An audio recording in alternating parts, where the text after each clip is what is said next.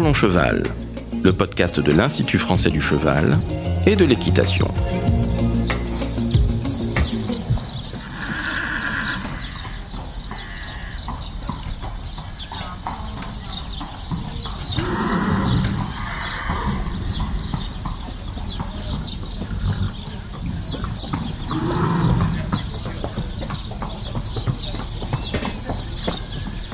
Bonjour, je suis Laurent Vigneault de l'Institut français du cheval et de l'équitation et aujourd'hui on vous parle de l'appui de l'État à la filière équine. Alors je reçois Guillaume Blanc, Guillaume qui est directeur de l'accompagnement à la filière équine à l'IFCE. Bonjour Guillaume. Bonjour Laurent. Alors dans un premier temps Guillaume, il serait intéressant qu'on compare notre filière équine qui est accompagnée par l'État et les collectivités aux autres filières agricoles. Alors déjà on tient vraiment à ce que cette filière équine reste une filière agricole, même s'il est atypique. Elle l'est par plusieurs aspects. Son premier aspect, c'est que les amateurs sont vraiment très présents sur le segment de la production, puisqu'aujourd'hui, 65% des éleveurs possèdent une jument reproductrice. Et si on les compare au bovin lait, on a 60 vaches laitières en moyenne par éleveur. Donc on voit déjà que sur ce modèle-là, c'est important. On a en plus un certain nombre de segments qui sont assez étanches, mais qui sont quand même interdépendants. Si on prend les courses, par exemple, elles ont un modèle très structurant autour du pari et des enjeux sportifs, puisque ces enjeux s'élèvent à plus de 9 milliards d'euros et qui vont générer à peu près 900 millions d'euros pour l'État. Et ça abonde également les autres segments de la filière au travers du fonds éperon. Donc les autres segments qui sont le sport et loisirs. Le sport et loisirs, les races locales, les activités de tourisme équestre, en fait vraiment toutes les activités de la filière équine si on préfère.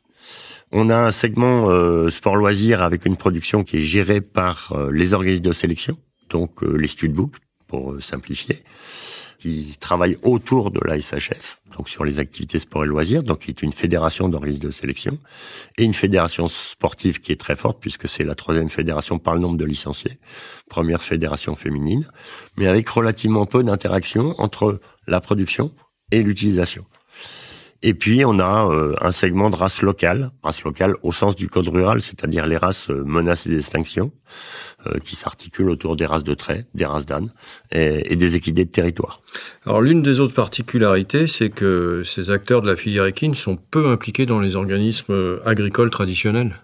Oui, c'est-à-dire que eux-mêmes, souvent, ne considèrent pas qu'ils sont agriculteurs à part entière, alors que c'est la base de l'élevage en particulier, d'être impliqué dans les segments agricoles, ne serait-ce que pour l'accessibilité au foncier. Pour élever des chevaux, on a besoin d'hectares. Par contre, on a très peu d'acteurs du monde du cheval qui sont impliqués dans les SAFER.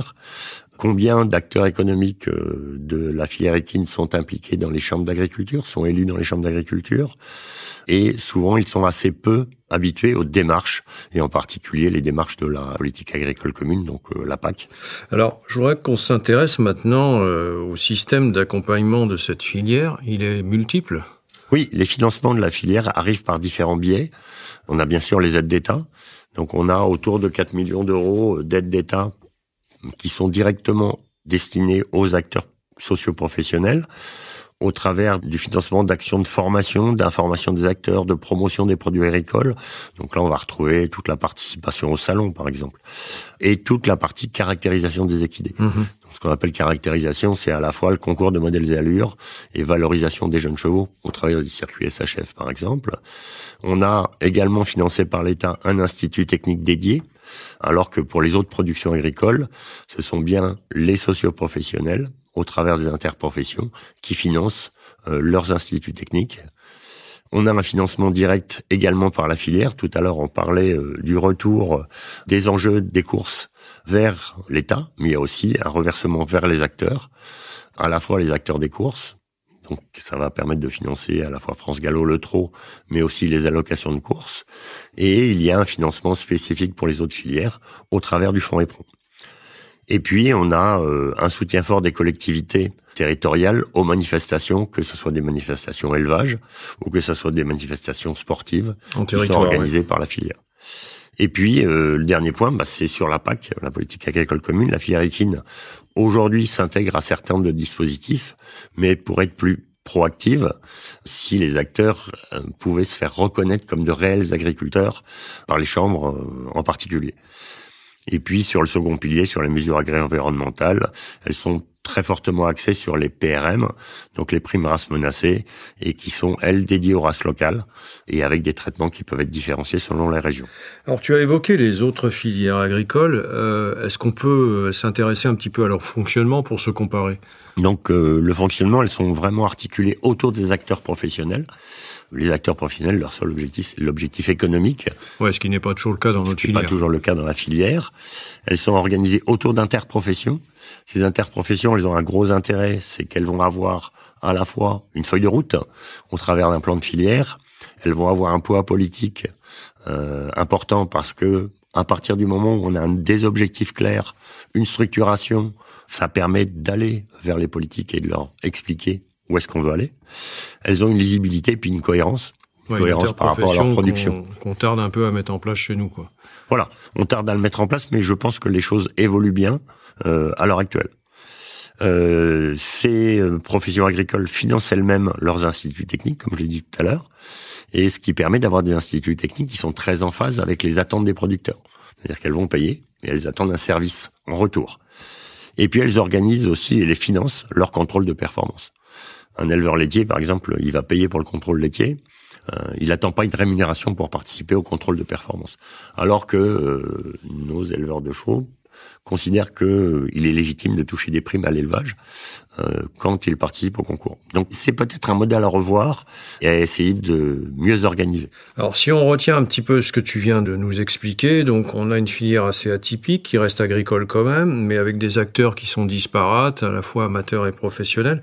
Comment peut-on structurer un petit peu cette filière aujourd'hui pour à la fois prendre en compte ces acteurs professionnels, ces acteurs amateurs et voir comment on oriente les aides par rapport à tout ça? Je crois qu'aujourd'hui déjà la filière commence à s'organiser de façon assez structurée autour des 5 poids lourds quelque part qui sont France Gallo, le Trot sur le volet course, la SHF et la Fédération française d'équitation sur le volet sport loisirs et une fédération de races locales qui est en train de se remettre en place et qui ont pour objectif de réaliser un plan de filière, déjà pour plusieurs raisons. C'est déjà ce plan de filière, il a pour objectif, compte tenu de la diversité des productions et des usages, aujourd'hui nos segments sont assez étanches et l'objectif, c'est de pouvoir considérer que si on élève un Seldre français, un pur sang ou un âne des Pyrénées, les problématiques sont les mêmes. C'est l'accessibilité à la PAC, l'accessibilité au foncier, la TVA sur les produits agricoles. Donc on a vraiment des objectifs communs et c'est vraiment d'arriver à mettre en place ces objectifs communs. Donc aujourd'hui, le deuxième souci, ça va être de voir comment est-ce qu'on organise le poids des amateurs par rapport aux professionnels. On a des amateurs avec des statuts qui peuvent être très différents. On a aujourd'hui 3 types de statuts qu'on va rencontrer traditionnellement dans l'élevage, que ce soit l'élevage sport ou l'élevage course. Ça va être l'amateur pur, celui qui a un cheval à la maison, c'est un peu le cheval familial. On va avoir l'amateur éclairé qui a un vrai objectif de performance. Donc ça peut être un objectif sportif ou un objectif en course. Et puis on a le professionnel. Donc ces 3 populations, elles vont cohabiter et puis elles vont aussi beaucoup interagir. Elles sont en concurrence ou elles sont complémentaires? Elles sont un peu les deux. C'est-à-dire qu'elles sont complémentaires parce que les professionnels vont vendre des prestations, que ça soit des saillies, que ça soit des prestations de débourrage, des prestations de poulinage ou une valorisation des chevaux aux amateurs. Elles sont concurrentes au moment où on va mettre en marché les produits. Cette concurrence, elle peut être économique, c'est-à-dire qu'on peut avoir des aspirations qui sont différentes. On peut avoir des amateurs qui vont vendre parce qu'ils ont besoin de se débarrasser de leurs chevaux, parce qu'ils ont le trot à la maison. Et là, l'économie n'a pas lieu d'être. On a des professionnels qui vont être obligés de vendre avec des contraintes fiscales qui sont relativement serrées, avec une TVA qui est un petit peu lourde. Voilà, c'est des choses qui peuvent être concurrentes sans avoir les mêmes objectifs. Alors, je voudrais qu'on s'intéresse maintenant à comparer notre filière équine française à ce qui peut se passer dans d'autres filières à l'étranger. Notre filière a ses particularités, on les a vues, mais elle a aussi ses atouts, notamment dans le financement. Est-ce que tu peux détailler un petit peu ce point ? C'est-à-dire qu'aujourd'hui, on a tendance à dire quand on se regarde, on se plaint, et quand on se compare, on est plutôt relativement content. Et ce qui est important, c'est de montrer que notre filière a des atouts pour tout le monde. Le modèle du pari mutuel urbain avec le pari qui va avoir un retour sur la filière elle-même. Pour les courses, c'est un vrai stabilisateur. Stabilisateur parce que ce sont les mêmes qui sont intéressés par l'élevage et par l'utilisation finale qu'est le parieur. Donc France Gallo et Le Trot vont pouvoir déterminer le nombre de chevaux dont ils ont besoin. Donc ça, le pari, c'est important parce que ça va avoir un retour aussi sur les autres acteurs de la filière. Il y a une intervention de l'État qui est très importante à travers du financement direct. On l'a vu tout à l'heure. Ouais. Voilà, à travers du financement de l'Institut technique. Et on a aussi un atout qu'on néglige souvent, qui est la base de données unique. Quand on regarde les bases de données qu'on va rencontrer à l'étranger, en Angleterre, c'est 65 bases de données différentes qui sont une par studbook. Aujourd'hui, la base de données unique, elle a pour nous un premier intérêt qui est l'information transparente et officielle sur la totalité des équidés. Donc on peut avoir une information sur leur généalogie, sur les performances, sur la composition génétique, donc tout ce qui va toucher l'éleveur. On a toutes ces informations qui sont totalement disponibles. On a aussi une interaction forte entre cette base de données unique et les bases métiers. Ce que j'appelle base métier, c'est la base de la Fédération française d'équitation, la base de France Gallo, par exemple. Quand on va créer un programme de course, un programme de concours, remonter toutes les données généalogiques, c'est intéressant parce que ça permet de mettre en valeur l'élevage. Et puis, ça va permettre de sécuriser aussi un certain nombre de données, comme le propriétaire, l'identification. Ça va permettre également aussi un calcul des indices. Donc l'indice de performance, pour nous, ça fait partie des choses normales.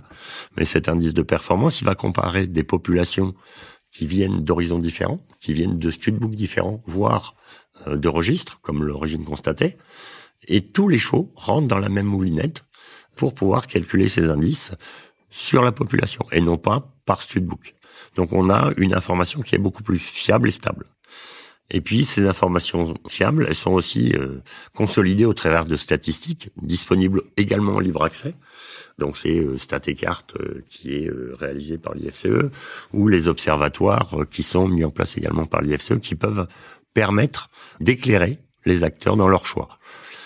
Et puis, on a aussi un modèle équestre qui a été monté il y a un certain temps déjà, mais qui est assez particulier autour du cheval partagé, donc avec le centre équestre tel qu'on le connaît en France, qui est un peu différent de ce qu'on peut rencontrer à l'étranger, où c'est plus un modèle autour de propriétaires qui ont des coachs et qui vont utiliser des stades équestres à l'utilisation, comme on peut avoir un stade où on vient avec son coach sportif.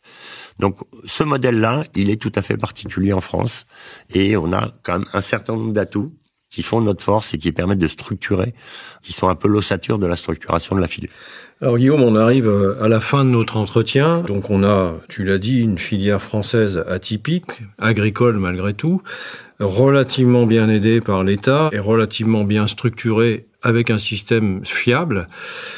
Qu'est-ce qu'on peut faire maintenant si on veut encore accompagner et améliorer cette filière ?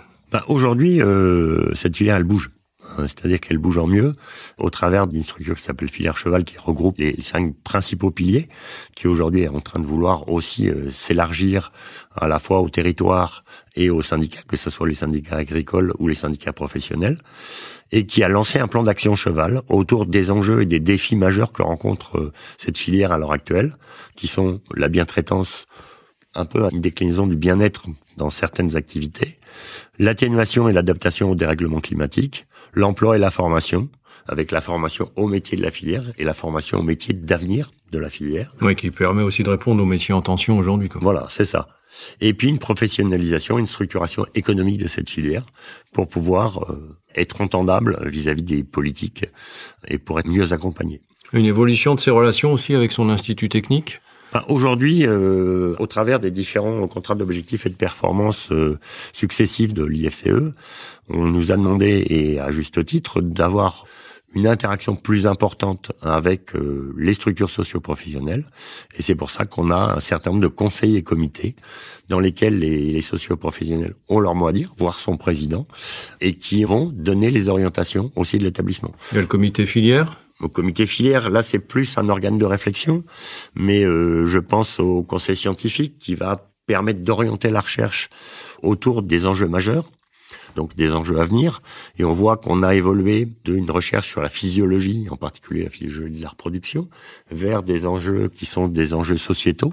Donc on a beaucoup plus de recherches sur l'accompagnement sportif de la performance ou l'acceptabilité sociale. Donc je pense que c'est aussi les acteurs qui vont faire bouger ces axes de recherche. Il y a le Conseil de l'emploi et de la formation. Donc pour prendre en compte les besoins futurs de cette filière et former des professionnels adaptés, c'est-à-dire avec comme objectif de pouvoir éviter le turnover qu'on a aujourd'hui beaucoup dans la filière équine.